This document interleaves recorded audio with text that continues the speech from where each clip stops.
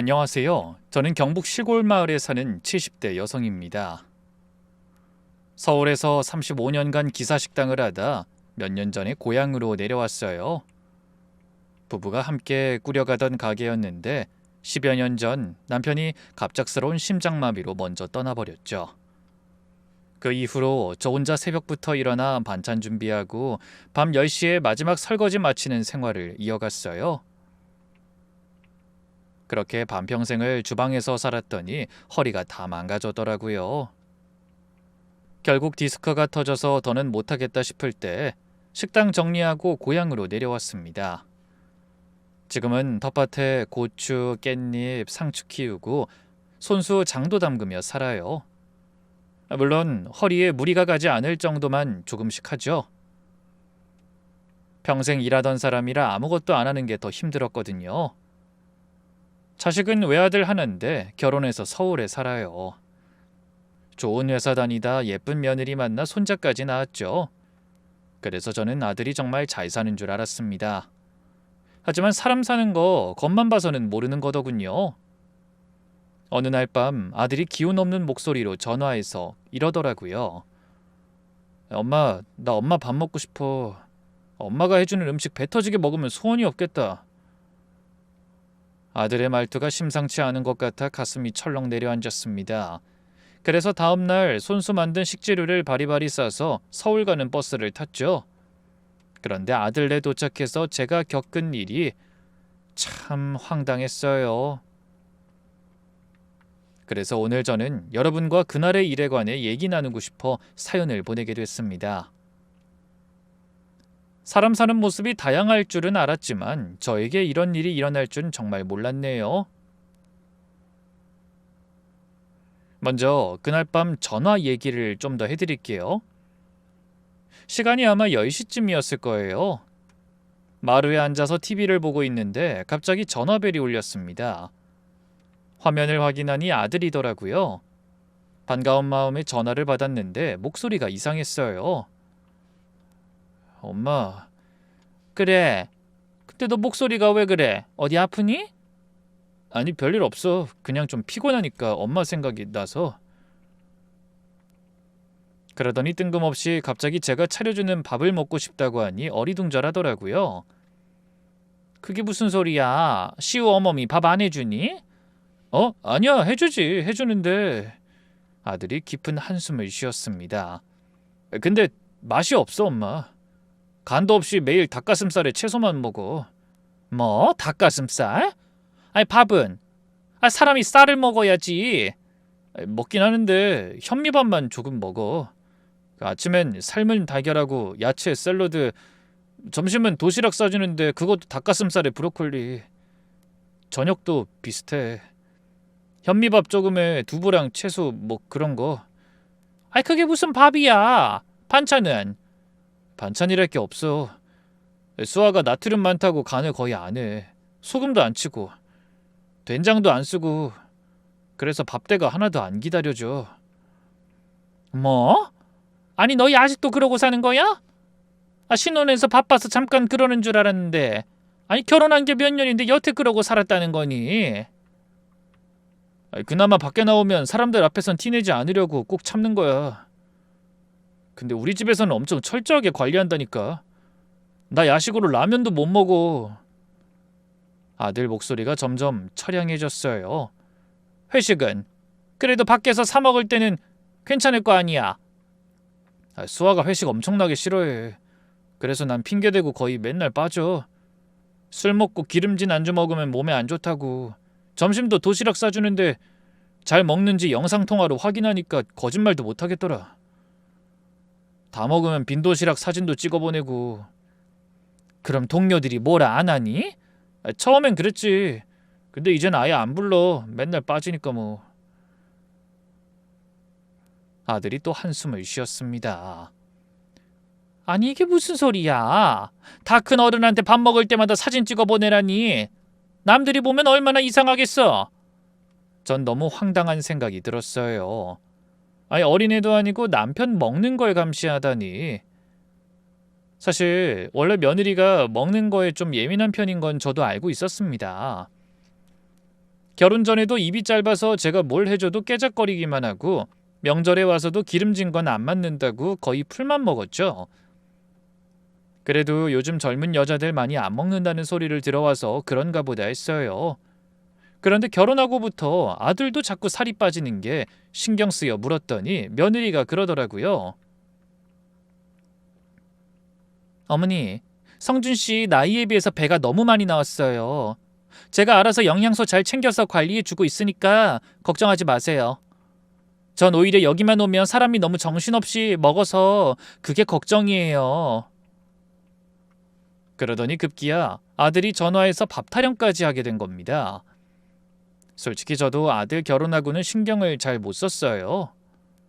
장사할 때는 매일 식당에 붙어 있느라 정신 없었고 고향에 내려와서는 거리가 있으니 서로 왕래할 일이 별로 없었죠. 그나마 명절에 가끔 보긴 하지만 그때는 며느리가 좀 예민하다고만 생각했지 그 정도일 줄은 몰랐습니다. 아마 시댁에 왔으니 딴에는 조심한 것 같더라고요. 그런데 자기 집에서는 눈치 볼 사람이 없으니 아들을 마음대로 쥐락펴락하는 것 같아 속이 쓰렸죠. 저희 아들은 원래 먹성이 좋은 녀석이었어요. 기도 헌칠하고 덩치도 좋아 듬직하고 보기 좋았습니다. 헌데 결혼하고 삐쩍 말라가는 게 안 그래도 신경 쓰이던 참이었어요. 저는 한숨을 쉬며 물었습니다. 아이, 수아는 도대체 왜 그러는 거야? 아이, 건강 생각해서 그런다고 하지. 자기가 요가 강사니까 몸 관리에 특별히 신경 쓰는 거야. 아이, 그래도 그렇지. 한국 사람은 밥심으로 사는 건데. 아이, 그렇게 먹고 밖에서 어떻게 일을 해? 너 지금 몇 킬로나 나가는 거야? 예전보다 많이 빠졌지. 총각 때보다 허리띠에 구멍이 3칸이나 줄었어. 나 지금 60킬로도 안 나가, 엄마. 아니, 뭐야? 저는 가슴이 덜컥 내려앉았어요. 생각해보니 아들 본 지가 반년이 넘었더라고요. 그동안 며느리의 관리가 더 엄격해진 것 같더군요. 아니, 걔는 자기가 요가 강사면 강사지 왜 너까지 못 먹게 하는 거야? 알았어, 걱정하지 마. 엄마가 내일이라도 당장 올라갈게. 아들은 살이 빠지니 체력도 부족하다는 것 같다고 했어요. 무슨 전쟁통도 아니고 키도 큰 성인 남자가 몸무게가 60킬로도 안 나간다니 문제가 심각해 보였습니다. 제가 어이가 없어 넋을 놓고 있을 때 아들이 힘없이 한마디 하고 전화를 끊었죠. 김 모락모락 나는 쌀밥에 뜨끈한 된장찌개랑 제육볶음에서 밥 먹고 싶다. 알았어, 걱정하지 마. 엄마가 간다니까. 저는 옛 생각이 떠올라 코끝이 시큰해졌어요. 어릴 때 아들 생각이 났거든요. 학교 끝나면 식당으로 달려와서 배고프다는 애한테 제육볶음 볶아주면 그렇게 행복해할 수가 없었죠. 밥 2공기는 뚝딱 비우고 배 두드리며 숙제하던 아이였어요. 그런 애가 밥 한 끼 제대로 못 먹고 산다니 속이 쓰리더라고요. 그날 밤 잠자리에 누워서도 잠이 오지 않아 뒤척이다 보니 식당 할 때 생각이 계속 나더군요. 아침 일찍 기사님들이 웃으며 들어와서 저를 향해 소리치던 모습이 떠올랐죠. 아이, 사장님, 오늘도 밥 좀 푸짐하게 부탁해요. 사장님 밥 먹고 또 오늘 하루 버텨야 해요. 그런 분들 든든하게 먹여보내는 게 제 보람이었어요. 국밥 한 그릇에 공깃밥 추가 공짜로 해드리고 반찬 넉넉하게 드리고요. 그렇게 배부르게 드시고 나가시는 뒷모습을 보면 정말 뿌듯했죠. 제가 그렇게 남들 줄임배 채워주는 보람으로 산 사람입니다. 그런데 정작 제 아들은 쫄쫄 굶고 있다고 생각하니 속이 아리더군요. 남들은 배부르게 먹였으면서 제 아들은 챙기지 못한 것 같아서요. 다음 날 새벽같이 자리를 털고 일어난 저는 부지런히 움직였습니다. 서울에서 뭘 해줄지 머릿속으로 정리했죠. 가만히 있어보자. 성준이가 된장찌개랑 제육볶음 얘기를 했지. 장아찌도 맛이 들어서 밥도둑일 거고. 그렇게 손으로 꼽아본 뒤 장독대로가 3년 묵은 집된장을 퍼담았습니다. 제가 직접 콩 삶고 매주 띄어 만들어 시중에 파는 된장이랑은 구수한 맛의 깊이가 달랐죠. 고추장도 담았어요. 찹쌀풀 쓰고 고춧가루 듬뿍 넣어서 담근 뒤 1년 넘게 숙성도 시켰습니다. 제육볶음할 때 넣으면 맛이 확 살아나서 밥도둑이 따로 없을 것 같았어요. 장을 챙긴 다음에는 반찬을 챙겼습니다. 텃밭에서 딴 깻잎을 간장, 마늘, 고춧가루 넣고 절인 깻잎 장아찌, 알이 굵은 마늘을 통째로 간장에 절여 아삭아삭 씹히는 맛이 일품인 마늘 장아찌, 그리고 마른 반찬들을 밀폐 용기에 새지 않게 꼼꼼히 담았어요. 흰밥에 얹어 먹으면 밥 한 공기가 순식간에 없어질 정도로 입맛을 돋워줄 것 같았죠. 마지막에 텃밭으로 나가 된장찌개에 넣을 애호박을 따고 감자도 캤어요. 그걸 다 보따리에 싸서 단단히 묶었습니다. 무게가 제법 나가서 허리가 걱정됐지만 여행 가방에 넣어 끌고 가면 될 거라고 생각했어요. 제대로 먹지도 못하고 있을 아들 생각하면 그 정도 고생은 아무것도 아니었습니다. 그래서 열심히 짐을 끌고 터미널로 가서 버스를 탔어요. 차가 천천히 미끄러지듯 출발하자 창밖으로 시골 풍경이 스쳐 지나갔죠. 전날 잠을 거의 못 자서 버스 안에서 꾸벅꾸벅 졸다 보니 어느덧 서울에 도착했더군요. 고속버스 터미널에는 사람이 정말 많았습니다. 음식이 잔뜩 든 가방을 끌고 지하철역을 걸으니 절로 땀이 나더라고요. 아들네 집에는 딱 한 번 가봤는데 그때는 손주 돌잔치 때문에 잠깐 들린 거라 몇 시간 머물지도 않았었죠. 아들에게 밥을 해주기 위해 음식을 가지고 가보는 건 처음이라 설레기까지 했습니다. 집 주소를 들고 물어물어 지하철을 2번이나 갈아타고 아들 집 앞에 서자 오후 2시가 훌쩍 넘어 있더군요. 아들한테 미리 물어본 현관 비밀번호를 누르고 안으로 들어갔습니다. 역시 빈집이었어요. 아들 내외는 일하러 갔고 손주는 어린이집에 있을 시간이었죠. 잘됐다. 애들 오기 전에 음식 준비해 놓으면 좋아하겠지? 그런 생각을 하며 신발을 벗고 안으로 들어갔어요. 거실이 먼지 하나 없이 깨끗하게 정돈돼 있더군요. 서둘러 부엌으로 갔더니 부엌도 반짝반짝했습니다. 평소 며느리가 깔끔한 줄은 알았지만 제가 생각했던 것보다 훨씬 부지런한 것 같았어요. 그런데 한편으로는 뭔가 이상하기도 했습니다.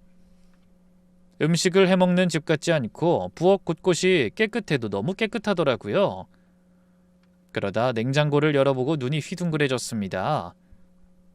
깔끔하지만 너무 휑했거든요.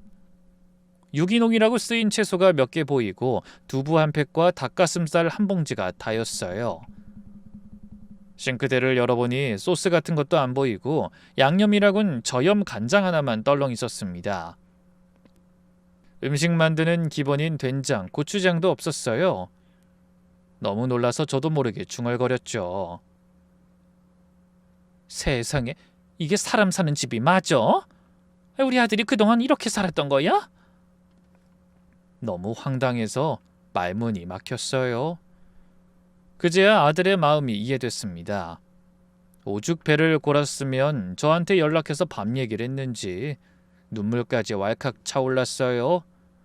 그래서 급하게 팔을 걷어붙이고 제가 가져간 보따리를 풀어 준비해간 재료들을 싱크대 위에 하나하나 꺼내놨습니다. 그런 다음 쌀을 찾아 밥부터 안쳤네요. 아들 말대로 흰쌀은 없고 현미만 있더군요. 밥 다음에 할 일은 된장찌개 끓이기였죠. 감자와 애호박을 썰어 넣고 집된장을 풀어주니 국물이 뿌옇게 바뀌며 구수한 냄새가 올라왔습니다. 그래, 이게 집 냄새지. 자고로 사람 사는 집에선 이렇게 음식 냄새가 나야 집다운 집이지. 두부와 파를 넣고 보글보글 찌개 끓는 소리를 들으며 제육볶음을 시작했어요. 지하철에서 내렸는데 마침 정육점이 보이길래 고기까지 사서 들어왔었거든요. 아들이 좋아하는 음식을 다 만들고 이번엔 달걀을 풀어 소금으로 간에 노릇노릇 계란말이를 부쳤습니다. 귀여운 손주를 위한 반찬이었죠. 마지막으로 제가 가져온 반찬을 그릇에 정갈하게 담아냈어요. 상이 거의 다 차려졌을 때는 집안에 맛있는 냄새가 가득 퍼졌습니다. 아들이 참 좋아하는 냄새였어요. 어릴 때도 학교 끝나면 곧장 식당으로 달려와 코를 킁킁거리며 이런 말을 했거든요. 엄마, 밥 냄새 너무 좋다. 배고파. 그렇게 먹성 좋던 아들이 강제로 식욕을 참아야 한다니 또 속이 상하더군요. 성준이가 퇴근하고 음식 보면 얼마나 좋아할까. 열심히 준비한 한상을 보자 마음이 너무 뿌듯했습니다. 시계를 보니 벌써 4시가 넘었더라고요. 조금 있으면 다들 들어오겠지. 이따가 먹을 때 찌개랑 제육볶음만 데우면 되겠다. 그때 문 열리는 소리가 들려 고개를 돌려보니 현관에 며느리 수아가 서 있었습니다. 아들한테 듣기로는 원래 요가원 수업이 5시까지라고 한 것 같은데 예정보다 일찍 온 모양이었어요. 그런데 며느리가 현관에 들어서자마자 얼굴을 찌푸리며 코를 막더니 이렇게 중얼거리는 게 들렸습니다. 아우, 이게 무슨 냄새야? 며느리가 현관에 있던 제 신발을 못 본 모양이더군요. 저는 주방에 있다가 얼른 손을 닦으며 거실로 나왔죠. 이제 오니? 나왔다. 며느리가 절 보더니 놀라서 눈을 크게 떴습니다. 어머니? 아니, 말씀도 없이 어떻게 오셨어요? 성준이가 내 밥이 생각난다고 해서 시우도 볼 겸 올라왔지. 저는 오랜만에 보는 며느리를 향해 활짝 웃으며 대답했습니다. 하지만 며느린 제 말을 못 들었는지 부엌 쪽으로 걸어가 식탁 위에 차려진 음식들에 눈을 고정했어요. 전 웃으며 며느리에게 음식에 관해 설명했죠. 장아찌가 맛이 아주 잘 들었더라. 원래 예전부터 성준이가 저런 밑반찬을 좋아했거든. 그리고 그 순간 제 얘기를 듣던 며느리의 눈빛이 차가워지는 게 보이더니 잔뜩 인상을 구기며 이렇게 말했어요. 어머니, 지금 이게 다 뭐 하시는 거예요? 너희 퇴근하면 같이 저녁 먹으려고 상 좀 차렸지. 아니, 미리 말씀 한마디도 없이 오셔서 이러시는 건 좀 곤란해요. 그이한테만 말하고 저한테도 연락하셨어야죠. 그 목소리가 너무 날카로워서 저도 적잖이 놀랐네요. 아들이 깜빡하고 제가 오기로 한 걸 말하지 않은 모양이었어요. 아유, 미안하다. 난 당연히 들은 줄을 알고. 하지만 여전히 며느린 자기 할 말만 했습니다. 그리고 이 냄새는 어쩌실 거예요? 된장 냄새가 집안에 다 퍼졌잖아요. 손으로 코를 가리며 하는 말에 제가 숨을 들이마시며 냄새를 맡아봤어요. 구수한 냄새가 나긴 했죠. 저한텐 좋은 냄새였는데 며느린 마치 혐오스러운 냄새라는 듯 기겁했습니다. 이런 냄새야 환기하면 되지 뭘. 창문 열면 금방 빠져. 그러자 며느리가 얼굴까지 붉히며 절 똑바로 바라보더니 이러는 겁니다. 어머니, 저희는 이런 거 안 먹어요. 뭐라고? 이런 음식 안 먹는다고요. 된장은 나트륨 덩어리예요. 혈압 올라가게 하는 위험한 음식이라고요. 저는 어이가 없어 인상을 쓰며 말했습니다. 된장은 몸에 좋은 거야. 발효식품이잖아. 발효식품이어도 나트륨은 나트륨이에요. 장아찌는 어떻고요? 저렇게 짜고 자극적인 음식 먹으면 밥을 찾게 되어 있고 그럼 혈당만 올라가겠죠. 제가 정말 어렵게 그의 식단 관리하고 있다고요. 그게 다 뭐 때문이겠어요? 건강 때문이에요. 저조차고 그러는 게 아니라고요. 어머니는 아들이 건강하게 오래 사는 게 싫으세요? 며느리가 한숨을 쉬며 하는 말에 저도 하고 싶은 말 하려다가 그냥 안으로 삼켰습니다. 괜히 싸움이 될 것 같아 간신히 참은 거죠. 그래, 알았다. 근데 오늘 하루만 그냥 먹자. 내가 여기까지 싸워서 만든 음식이니. 하지만 며느린 고개를 절레절레 흔들며 차갑게 말했습니다. 어머니, 그 한 번이 문제예요. 저런 음식에 맛들이면 금방 또 먹고 싶어져요. 중독된다고요. 며느리가 심각하게 내뱉는 그 말이 너무 어이없어 저도 모르게 콧방귀를 낄 뻔했습니다. 된장찌개에 중독된다니. 온 나라 사람들이 건강식이라고 생각하는 음식을 그렇게 표현하는 게 황당하더군요. 수아야, 이건 다 집에서 만든 거야. 내가 직접 장도 담그고 장아찌도 담근 거다. 시중에 파는 거랑 달라. 몸에 좋으면 좋았지 나쁘지 않은 거야. 그건 어머님 생각이죠. 며느리가 목소리를 높이자 저도 부하가 치밀었습니다. 그래 알았다. 일단 나 화장실 좀 다녀오마. 그러면서 며느리를 지나쳐 화장실로 갔습니다. 사실 볼 일이 급한 건 아니었어요. 그냥 며느리랑 말다툼하고 싶지 않아서 잠깐 자리를 피한 겁니다. 제가 정성껏 마련한 음식을 타박하는 며느리 때문에 저도 점점 감정이 상하고 있었거든요. 그래서 자리를 잠깐 피해 감정을 식히려고 한 거죠. 전 얼른 화장실 문을 닫고 거울을 들여다보며 속으로 다짐했어요. 참자 참아. 며느리랑 싸우면 안 돼. 그래봐야 우리 아들만 피곤해지지. 그렇게 한 5분쯤 지났을까요? 감정이 좀 정리되는 것 같아 화장실 문을 열고 나와 부엌으로 갔습니다. 그런데 거기서 제 눈을 의심하는 일이 일어나고 있는 게 아니겠어요? 조금 전까지도 맛깔나는 음식들로 한상 가득하던 식탁이 텅 비어 있었습니다. 정성껏 만든 된장찌개도, 계란말이도, 제가 허리가 끊어질 듯한 통증을 참으며 가져온 반찬들도 다 없어졌더군요. 전 주위를 두리번거리다 쓰레기통을 발견하고 설마 하며 다가갔습니다. 설마 아무리 마음에 안 든다고 시어미가 만들어 온 음식을 버리진 않았겠지? 하지만 그런 기대는 쓰레기통에 가득 찬 음식들을 보며 무참히 무너지고 말았어요. 제가 만든 음식이 전부 그 안에 들어가 있더라고요.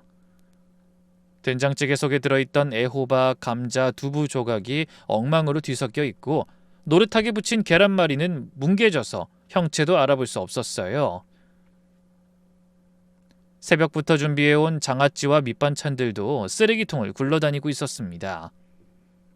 전 너무 기가 막혀 입을 떡 벌린 채 고개를 들어 며느리를 바라봤어요.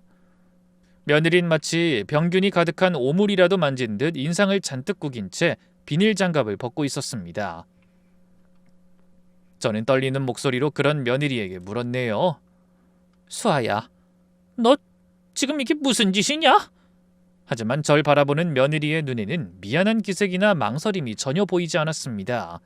오히려 당당했죠. 왜요? 제가 아까 말씀드렸잖아요. 저흰 이런 거 안 먹는다고요. 그래도 이건 너무한 거 아니냐?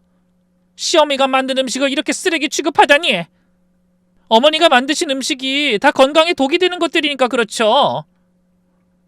다른 집에선 몰라도 제가 있는 한 저희 집에선 절대 저런 음식 못 먹어요. 아무리 마음에 안 들어도 그렇지 어떻게 시어미가 만든 음식을... 저는 놀라다 못해 서러워 눈물이 터질 것 같았습니다. 평생 남들에게 음식 해먹이는 기쁨으로 살았던 저에게 그런 모욕과 봉변은 처음이었죠. 하지만 며느린 조금도 흔들리지 않고 단호하게 말했어요. 어머니, 저희 비위생 조미료 범벅 안 먹어요. 그 말에 말문이 턱 막혀버렸습니다. 뭐라고? 비위생? 조미료 범벅? 그럼 아니에요? 예전에 싸구려 기사식당에서 하시던 대로 조미료 잔뜩 넣은 걸 가족한테 먹이시면 어떡해요? 그렇게 쏘아붙이더니 더는 저와 상대하고 싶지 않다는 듯 음식이 담긴 쓰레기통을 들고 밖으로 나가며 말했습니다. 이거 이대로 두면 온 집안에 냄새 진동해서 갖다 버려야 하니까 제발 아무것도 하지 마시고 TV나 보고 계세요. 아셨어요? 며느리의 말에 저는 다리에 힘이 풀려 그만 소파에 털썩 주저앉고 말았습니다. 반평생을 음식 장사해 왔지만 그런 말은 처음 들어봤어요. 물론 조미료를 사용하지도 않았지만 설사 조금 썼다고 해도 그게 독약은 아니잖아요. 헌데 며느리는 마치 조미료 한번 먹으면 사람이라도 죽어나가는 것처럼 진저리를 치더라고요. 그러더니 집안에 음식 냄새가 남아있는 것조차 힘들다는 듯이 쓰레기통을 들고 밖으로 나가버렸습니다. 저는 머리를 한 대 얻어맞은 사람처럼 멍하게 소파에 앉아 있었어요. 더는 뭐라고 해야 할지 생각도 나지 않았거든요. 잠시 후 제가 만든 음식을 갖다 버린 며느리가 돌아오더니 팔짱을 낀 채 당당한 얼굴로 말했습니다. 어머니, 앞으로는 오시기 전에 꼭 연락하세요. 그리고 절대 저희 집에 저런 쓰레기 같은 음식 드릴 생각하지 마시고요. 이게 서로 무슨 못할 짓이에요. 뭐라고? 쓰레기? 네. 어머니는 힘들게 들고 오시지만 저한텐 쓰레기나 마찬가지라고요. 드시고 싶으면 저희 집 말고 어머니 댁에서나 실컷 드세요. 제가 언제 그것까지 뭐라고 했어요? 제가 새벽부터 고생해서 준비해 버스 타고 몇 시간에 걸쳐 들고 온 음식들이 며느리의 입에서 쓰레기로 둔갑하더군요. 그리고 무참히 버려졌습니다. 순간 눈물이 터지고 말았어요. 며느리 앞에서 절대로 울기 싫었는데 도저히 참을 수가 없더라고요. 그래서 손등으로 눈물을 닦으며 말했죠. 네가 쓰레기 취급하는 그 음식으로 성준이 먹이고 입히면서 키운 거다. 그것들이 없었으면 내 아들 대학도 못 가고 취직도 못했어. 그런데 비위생적인 조미료 범벅이라고? 감히 시어미 음식을 갖다 버려? 저는 서러움과 억울함이 뒤섞인 목소리로 소리쳤습니다. 하지만 며느린 조금도 주눅들지 않고 절 노려보며 서 있었어요. 그런데 바로 그 순간 생각지도 못한 일이 일어났습니다. 정적을 뚫고 노여움에 가득 찬 음성이 집안에 쩌렁쩌렁 울려 퍼진 겁니다. 이게 다 무슨 소리야? 쓰레기에 조미료 범벅이라니? 우리 엄마 요리가? 그 소리에 며느리와 제가 동시에 눈을 크게 뜨며 돌아봤어요.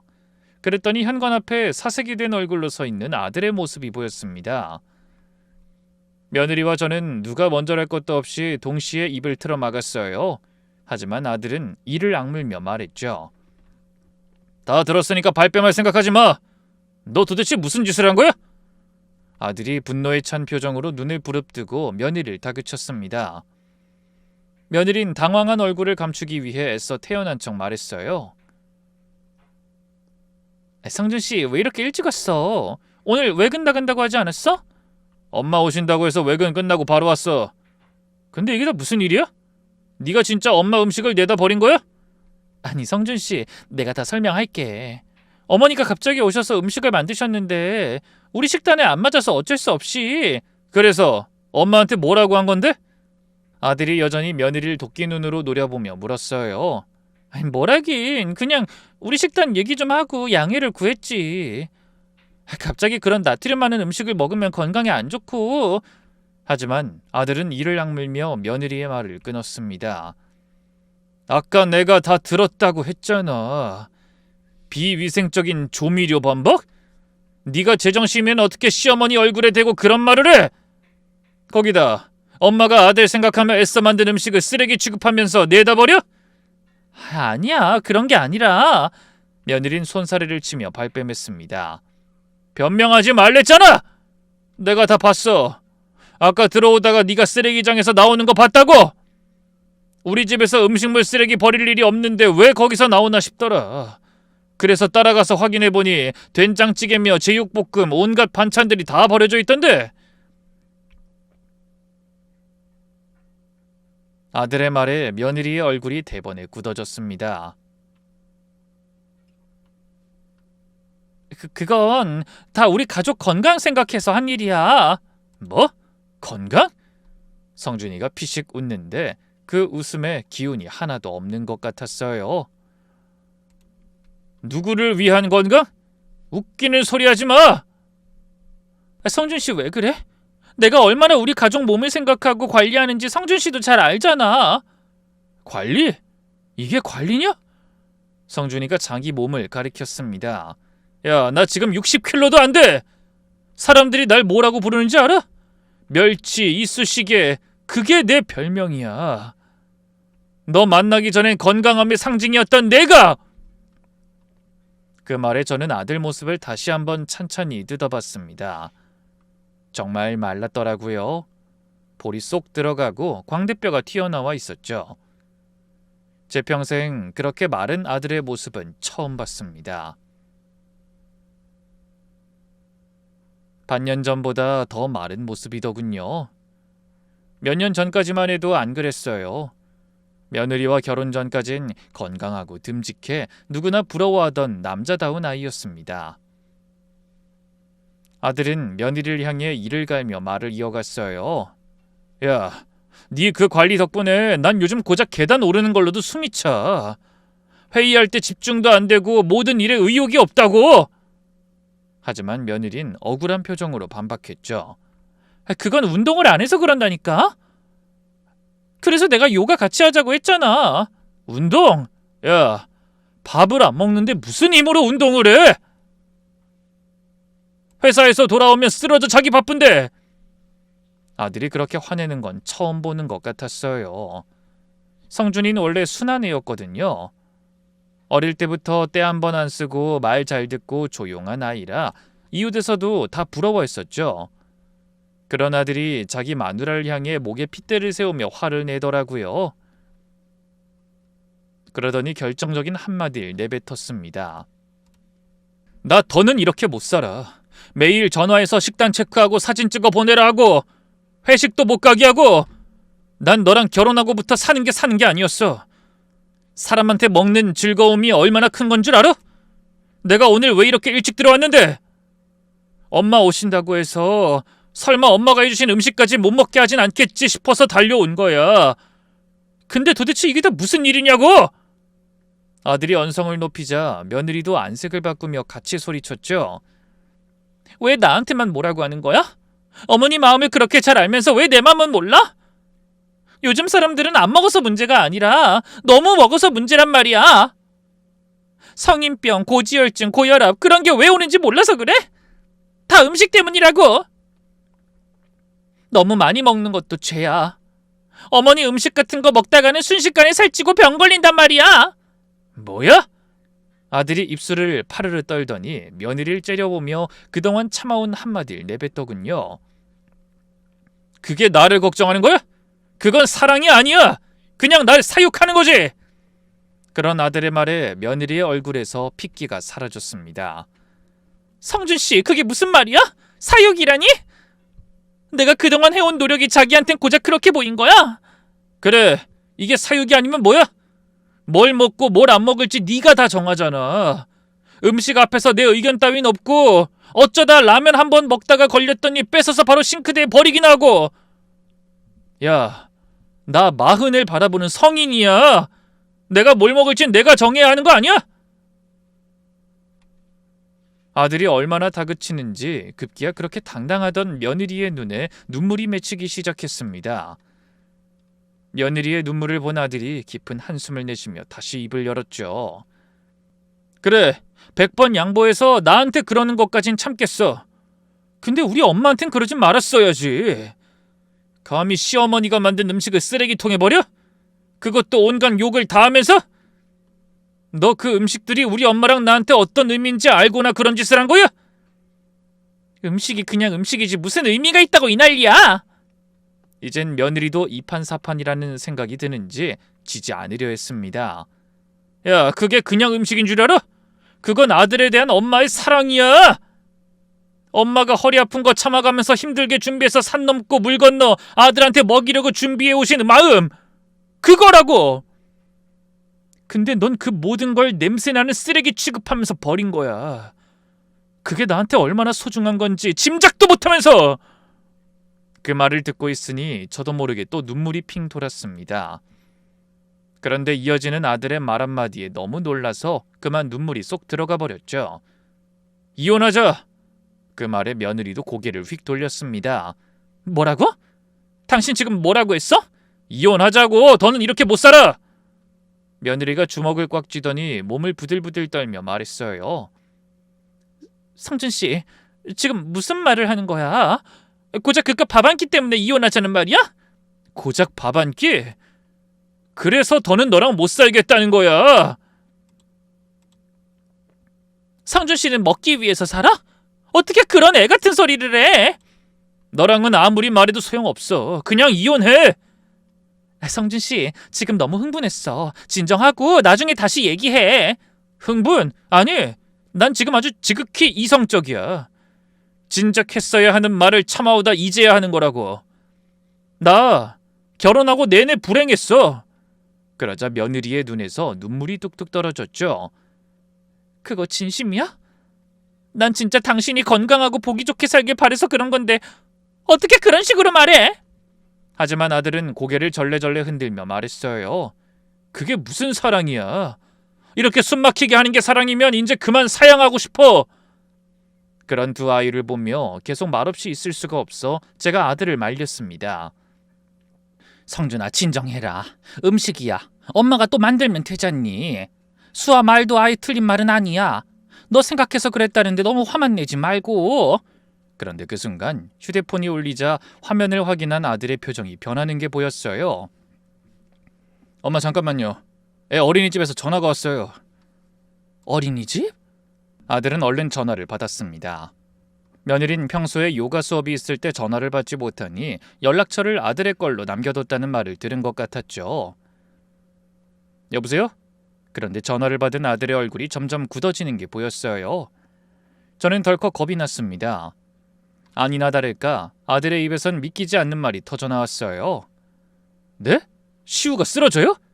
그 말에 곁에 서 있던 며느리도 화들짝 놀라는 게 보였습니다. 네, 알겠습니다. 바로 갈게요.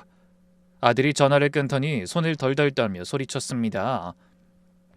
시우가 어린이집에서 나오다가 쓰러졌대. 빨리 병원부터 가봐야 해. 그러더니 허둥대며 신발을 신는 아들을 따라 나서며 제가 물었어요. 시우가 왜? 어딜 다친 거냐? 몰라요. 이럴 시간 없어. 빨리 가봐야지. 지금 응급실이래. 그렇게 저희 세 사람은 헐레벌떡 집을 나와서 병원으로 달려갔습니다. 차 안에서는 아무도 말이 없었어요. 그 무거운 침묵 속에서 며느린 흐느끼고 저는 중얼거리며 세상의 모든 신에게 기도했습니다. 제발 애한테 아무 일도 없게 해주세요. 부탁드립니다. 혹시 어디가 아픈 거면 살 만큼 산 이 노인네를 데려가세요. 제발 부탁입니다. 저는 손바닥을 맞댄 채 마음속으로 빌고 또 빌었습니다. 그때 머릿속에 마지막으로 본 3살짜리 손자의 모습이 떠올랐어요. 애가 또래보다 너무 작고 살이 없더라고요. 원래 그맘때는 볼에 살이 통통하게 올라야 하는데 볼 때마다 삐쩍 마른 모습만 보니 마음이 안 좋았죠. 걱정되는 마음에 제가 며느리한테 묻기도 했어요. 시우는 왜 이렇게 마르니? 애들은 원래 살이 통통하게 올라야 보기 좋은 법인데 여기 올 때마다 내가 밥 해주면 한 공기씩 뚝딱 먹는 걸 보니 애가 입이 짧은 것도 아닌 것 같은데. 병원에선 뭐라니? 잘 크고 있는 거 맞지? 그럼요. 아무 문제 없어요.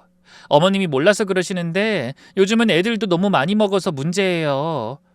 소아당뇨가 얼마나 무서운데요. 그 어린 나이부터 인슐린 주사 없으면 아무것도 못한다니까요.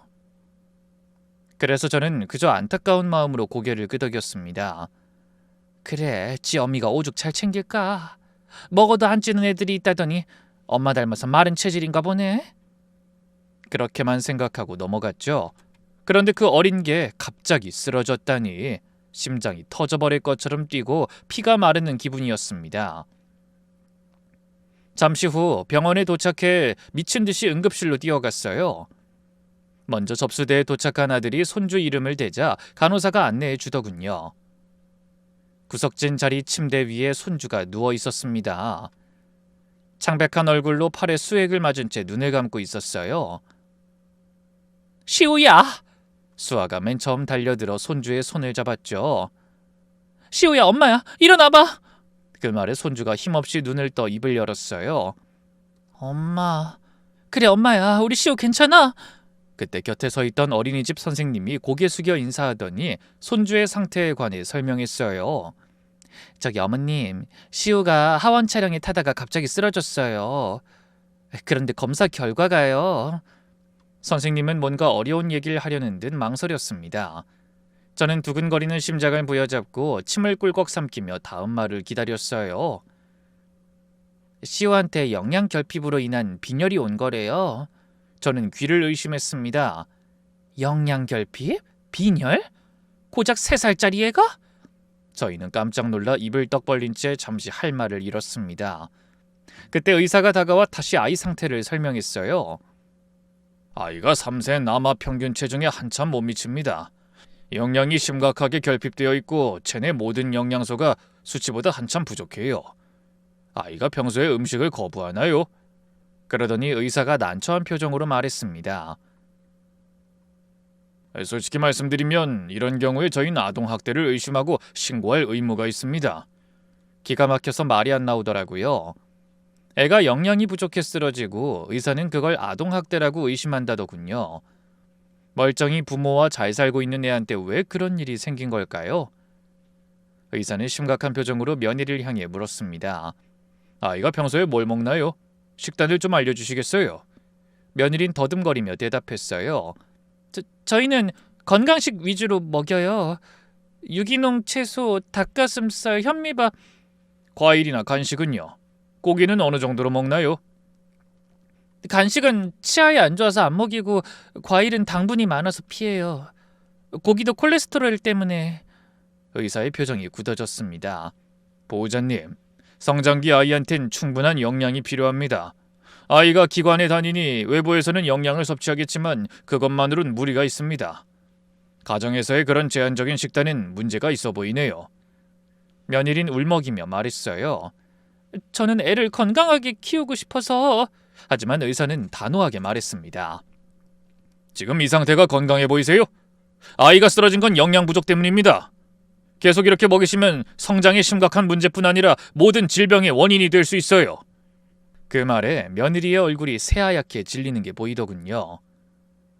의사와 어린이집 선생님이 나가자 아들이 며느리를 바라보며 이를 갈듯이 물었어요. 너 내내 시우한테도 그렇게 먹인 거야? 내가 그래도 애는 챙기라고 몇 번을 말했어! 며느리가 말을 더듬었습니다. 아니 그게 아이도 건강하게 키워야 하니까. 난 시우가 뚱뚱해지면 안 된다고 생각해서. 뚱뚱? 3살짜리 애가 뚱뚱하면 어때서? 애들은 통통해야 건강한 거야.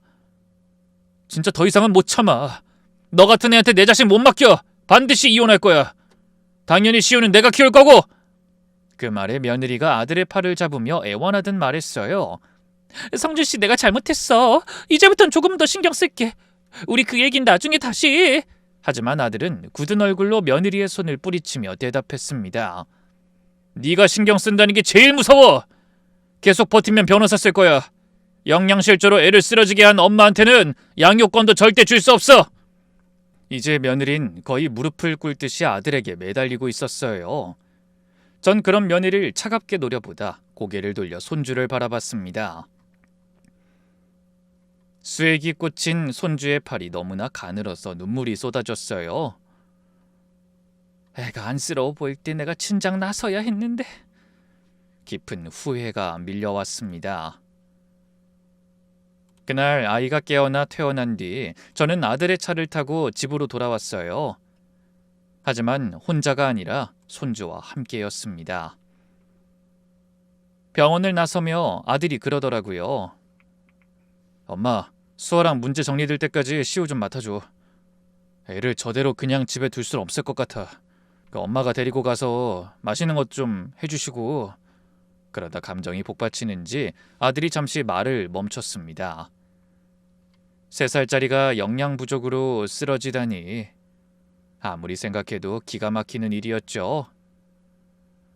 그렇게 저는 시골집으로 돌아와 손주를 챙겼습니다. 닭도 사다 삶아주고 고구마며 옥수수며 간식도 많이 챙겨줬어요. 아이가 뭐든 맛있게 잘 먹으니 속이 더 쓰리더라고요. 아휴, 원 저렇게 잘 먹는 애를 생으로 굶기다니. 우리 시우, 오늘은 할미가 뭐 해줄까?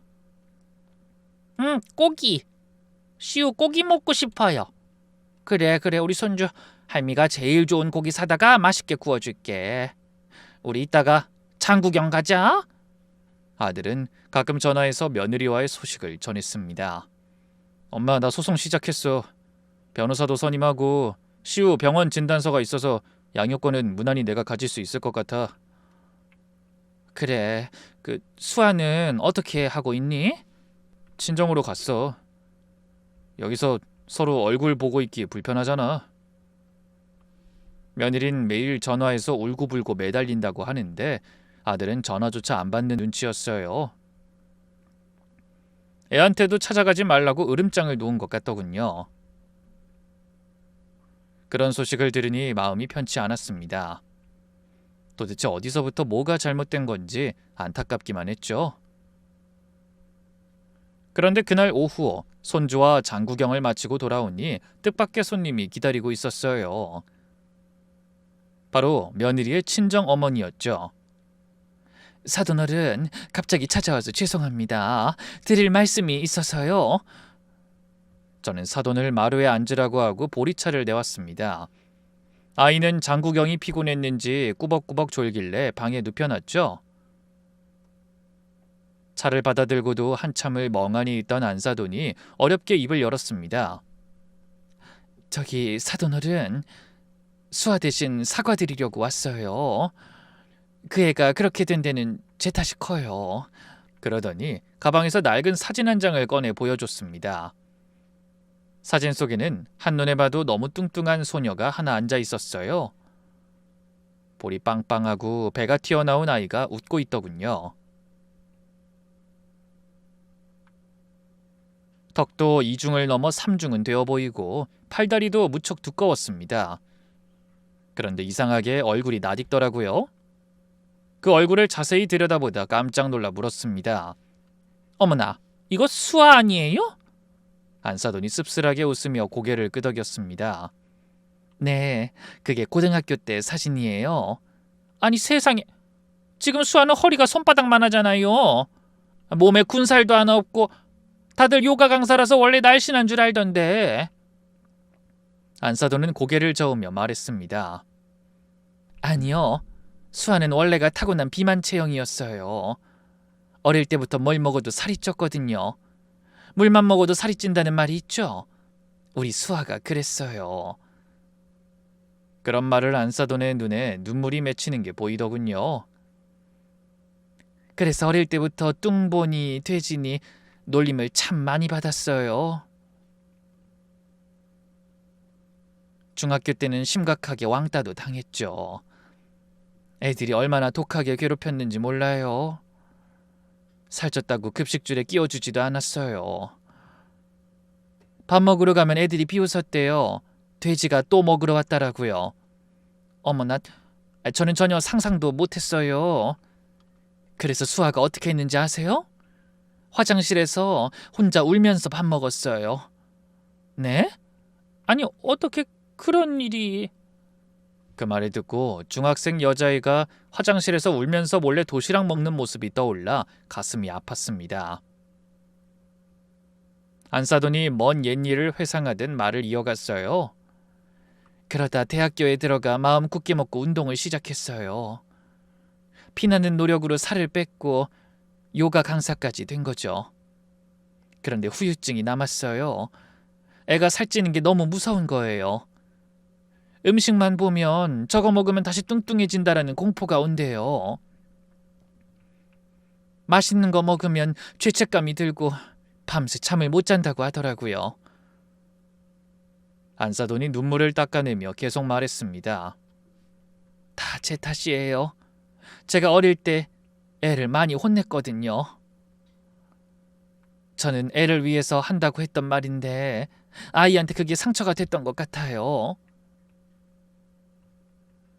밖에서 그렇게 놀림받으니 저라도 감싸줘야 했는데 그나마 시우 가졌을 땐 억지로 먹여서 출산을 무사히 했지만 그 이후로 살이 빠지지 않으니 애가 거식증도 오고 많이 힘들어했어요. 쉬쉬했지만 사실 시우 낳고 정신과에도 다녔어요. 안사돈은 이제 아예 흐느끼며 말했습니다. 제가 어린 수아 마음에 난 상처를 제대로 보듬어주지 못해서 남편이랑 애한테도 그런 짓을 한 것 같아요. 정말 죄송합니다, 사돈 어른.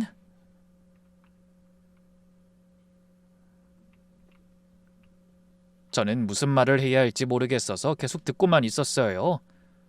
전혀 짐작도 못했던 말을 들으니 그냥 멍해지더라고요. 수아가 사랑하는 방법을 몰랐던 거예요. 자기가 겪은 고통을 가족한테는 안 겪게 하려고 아이가 뚱뚱해지면 자기처럼 왕따 당할까봐 무조건 마르고 날씬한 게 좋다고만 생각해서 그런 거예요. 안사돈이 고개를 푹 숙이며 말을 이어갔습니다. 그게 이런 결과를 가져올 줄 정말 몰랐습니다. 수아를 용서해달라고 감히 말씀드리진 못하겠네요. 하지만 그 애도 일부러 그런 게 아니라는 걸. 비록 잘못된 방법이지만 그것도 그 애의 사랑이었다는 건 말씀드리고 싶어서 찾아왔습니다. 죄송합니다, 사돈어른. 저는 한참을 말없이 앉아 있었어요. 솔직히 며느리를 참 많이 미워했습니다. 제 음식을 버린 것도, 아들을 굶긴 것도, 손자를 아프게 한 것도요. 그런데 제 머릿속에 화장실에서 혼자 울면서 밥 먹던 중학생 수아가 자꾸 떠올랐어요. 아이들한테 돼지라고 놀림받고 급식줄에도 못 끼고 숨어서 밥 먹던 아이. 그 아이가 지금의 수아가 된 거였죠. 안사돈이 돌아가고 전 마당에 나와 한참을 생각했습니다. 해가 뉘엿뉘엿 지고 노을이 붉게 물드는 모습을 보니 마음이 더 복잡하더라고요. 이렇게 아름다운 세상을 어린 수아는 참 치열하게 살았겠구나. 맛있는 음식 한 번만 편하게 못 먹고 남의 눈치 보면서 1킬로 1킬로에 괴로워하면서. 그로부터 또 한 달이 지난 어느 날 마당에 차가 멈추는 소리가 들렸습니다. 나가보니 수아가 더 삐쩍 마른 모습으로 서 있었어요. 얼굴이 더 야위었고 눈은 퉁퉁 부어 있었죠. 그런 모습으로 갑자기 저에게 다가와 무릎을 꿇었습니다. 어머니 죄송해요. 안 찾아오려고 했는데 애가 너무 보고 싶어서 왔어요. 잠깐만 시우 얼굴만 보고 갈게요. 저는 말없이 며느리를 일으켜 앉히며 말했습니다. 안사돈한테 들었다. 병원 다녀왔다며? 며느리가 고개를 끄덕였어요. 네, 의사 선생님이 그러시더라고요. 제가 섭식 장애가 있대요. 음식에 대한 공포증이라고. 며느리가 눈물을 흘리며 말했습니다. 어머니 사실은요. 저 그날 어머니 음식 냄새가 너무 좋았어요. 전 조금 놀랐죠. 그 된장찌개 냄새 맡으니까 미칠 것 같았어요. 한 입만 먹으면 멈출 수 없을 것 같더라고요. 그래서 무서워서 버린 거예요. 제가 어머니 음식을 먹기 시작하면 순식간에 예전에 그 뚱보로 돌아가 버릴 것만 같았어요. 며느리가 흐느끼며 어깨를 들썩이더군요. 근데 그러면 안 되잖아요. 제가 뚱뚱해지면 성준 씨가 떠날 것 같았어요. 아들도 저를 창피해하고 사랑해주지 않을 것 같고, 만약 애도 저를 닮았으면 금방 살이 찔 것 같아서 마음껏 먹일 수가 없었어요. 시우도 저처럼 놀림받을까봐 너무 무서웠거든요. 전 그게 사랑인 줄 알았어요. 그래서 제가 시우랑 성준 씨한테 못할 짓을 해버렸네요. 저는 한참을 말없이 며느리를 바라봤습니다. 며느리의 얼굴 위로 35년간 저희 기사식당을 찾아오던 손님들이 겹쳐 보였어요. 새벽마다 배고픔을 안고 찾아와 뜨끈하게 한 끼 먹고 편안한 얼굴로 돌아가던 사람들이 말이죠. 밥이란 게 그런 거예요. 배만 채우는 게 아니라 허기지고 외로운 마음까지 채워주는 양식이자 사랑인 겁니다. 저희 며느린 평생 그걸 모르고 살아왔던 거예요. 많이 먹는다고 부모 눈치까지 보고 몰래 화장실에 숨어서 먹고요. 그러니 먹는 게 아이에겐 고통이지 않았을까요? 저는 천천히 며느리의 손을 잡았습니다. 수아야, 일어나. 며느리 눈물을 닦으며 고개를 들었어요. 밥 먹어야지. 얼굴이 이게 뭐냐. 그리고 저는 아이를 마루에 앉혀놓은 뒤 부엌으로 들어가 서둘러 된장찌개를 끓였습니다. 쌀밥을 짓고 고등어도 노릇하게 구웠어요. 장아찌와 맛깔나는 반찬들도 담아냈죠. 그런 다음 며느리 앞에 상을 내밀었습니다. 먹어봐라. 며느린 한참을 망설이더니 떨리는 손으로 숟가락을 들었어요. 그리고 된장찌개를 한술 떠 입으로 가져갔습니다. 그 순간 며느리의 눈에서 눈물이 왈칵 쏟아져 나왔어요. 어머니, 너무 맛있어요. 그런 며느리 앞에서 저도 눈시울을 붉혔죠. 그래, 차가운 마음도 뜨끈해지는 것 같지? 남기지 말고 많이 먹어라. 그래서 며느린 천천히 한술 두술 밥을 떠먹었어요. 눈물이 밥 위에 떨어졌습니다. 전 그 앞에 앉아 조용히 생선을 발라주고 반찬을 밥 위에 올려주며 말했어요. 천천히 먹고 숭늉까지 마셔라. 며느린 그날 그렇게 제 앞에서 밥 2공기를 비웠습니다. 다 먹고 나선 이렇게 말했죠. 어머니, 저요. 태어나서 처음으로 죄책감 없이 밥 먹은 것 같아요. 저한테 많이 먹으라고, 더 먹으라고, 먹는 게 보기 좋다고 말해주는 사람이 아무도 없었거든요. 전 조용히 미소 지으며 휴대폰으로 사진을 찍었습니다. 수아가 밥 먹는 모습과 싹 비운 그릇들을 찍어 아들에게 보낸 거죠. 성준아, 수아가 엄마 밥 맛있게 먹었다. 한번 봐라. 그리고 또 6개월이라는 시간이 흘렀습니다. 어느 평온한 저녁, 저희 집 마당 평상 위에 저녁 밥상이 차려졌어요. 아들네 식구가 모두 밥상 앞에 둘러앉아 있었죠. 시호는 몰라보게 살이 올랐더군요. 볼이 빵빵하고 발그레한 게 잘 익은 복숭아처럼 보기 좋았어요. 제가 보낸 사진을 본 뒤 아들은 이혼 소송을 취하하고 대신 부부 상담을 받고 있다고 합니다. 시우가 밥을 떠먹으며 신난 목소리로 말했어요. 할머니, 이 계란말이 진짜 맛있어. 근데 우리 엄마가 해주는 것도 맛있어. 전 웃으며 그런 아이의 머리를 쓰다듬었습니다. 그래? 아우, 시우 좋겠네. 엄마 밥도 많이 먹고 할머니가 해주는 것도 많이 먹어. 그저 많이 먹고 아프지 말아야 해. 알겠지? 그런 손주를 바라보던 아들이 고개를 돌려 며느리를 바라봤습니다. 며느리의 볼에도 보기 좋게 살이 올라 있더군요. 수아는 조심스럽게 얼굴을 붉히며 말했어요. 성준 씨, 나 좀 살찐 것 같아. 보기 흉하지 않아? 하지만 아들은 고개를 저으며 말했습니다. 그게 무슨 소리야. 내가 본 중에 지금이 네가 제일 예뻐. 며느리가 살짝 눈시울을 붉히더군요. 전 그런 며느리의 밥그릇에 된장찌개를 듬뿍 덜어줬어요. 많이 먹어라. 요즘은 건강이 대세야. 요가 선생이라고 해골처럼 마른다고 좋은 게 아니라고. 넌 아직 더 쪄야 해. 며느리가 숟가락을 들어 보이며 말했습니다. 네, 어머니.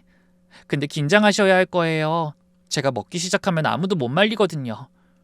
그런 며느리의 말에 온 가족이 웃었습니다. 밥상 위로 저녁 노을이 붉게 물들었어요. 그 노을 아래 내 식구가 웃으며 밥 먹는 소리가 울려 퍼졌죠. 그래, 이게 사는 맛이지. 한 상에 둘러앉아 웃고 떠들며 같이 밥 먹는 게 행복인 거야. 오늘도 저희 집 부엌에서는 된장찌개가 보글보글 끓고 있습니다. 여러분, 오늘도 맛있는 식사 하셨나요? 요즘 사람들은 너무 바빠서 가족끼리 밥 먹을 시간도 없다고 하죠. 하지만 오늘 제 사연과 함께 하신 여러분은 적어도 하루 한 번은 가족들과 얼굴 보고 둘러앉아 꼭 따뜻한 밥 한 끼 나누시길 바랄게요. 달콤한 밥 냄새와 함께 사랑이 싹트고 구수한 찌개 냄새와 함께 행복이 퍼져나갈 테니까요. 그럼 긴 사연에 함께 해주신 여러분께 깊은 감사를 드리며 저는 이만 물러가겠습니다. 모두 행복하고 따뜻한 하루 보내세요.